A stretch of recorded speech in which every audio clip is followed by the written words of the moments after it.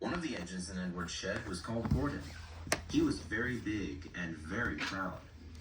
You watch me this afternoon, little Edward, He boasted. as I rush through with the express. That will be a splendid sight for you.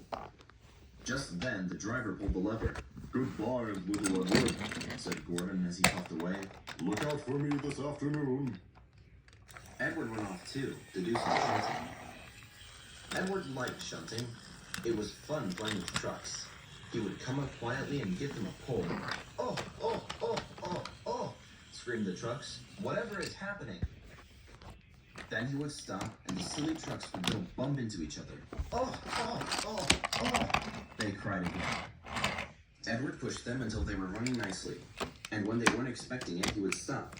One of them would be sure to run onto another line. Edward played there until there were no more trucks. Then he stopped to rest.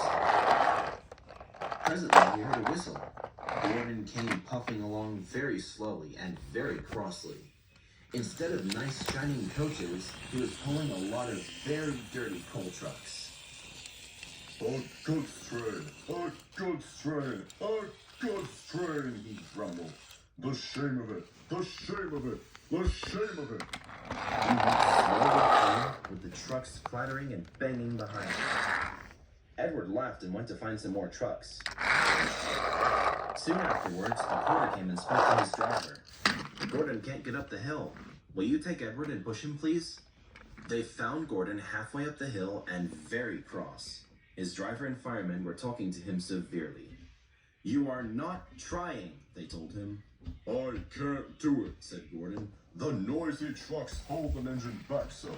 If they were coaches now, clean, sensible things that come quietly, that would be different. Edward's driver came up. We've come to push, he said. No use at all. Said Gordon. You wait and see, said Edward's driver. They brought the train back to the bottom of the hill. Edward came up behind the brake van, ready to push. Beep, beep, I'm ready, said Edward. Poop, poop, no good. Grumbled Gordon.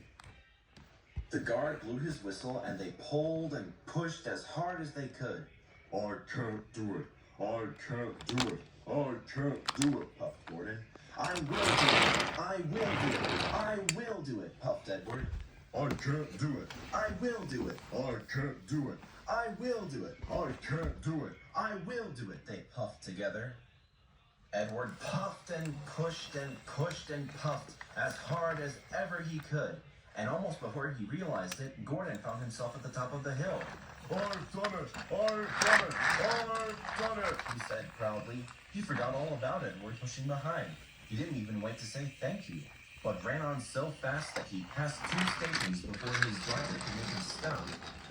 Edward had pushed so hard that when he got to the top, he was out of breath. Gordon ran on so fast that Edward was left behind. The guard waved and waved, but Edward couldn't catch up.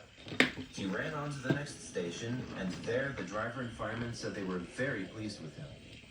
The fireman gave him a nice long drink of water, and the driver said, I'll get out my paint tomorrow and give you a beautiful new coat of blue with red stripes.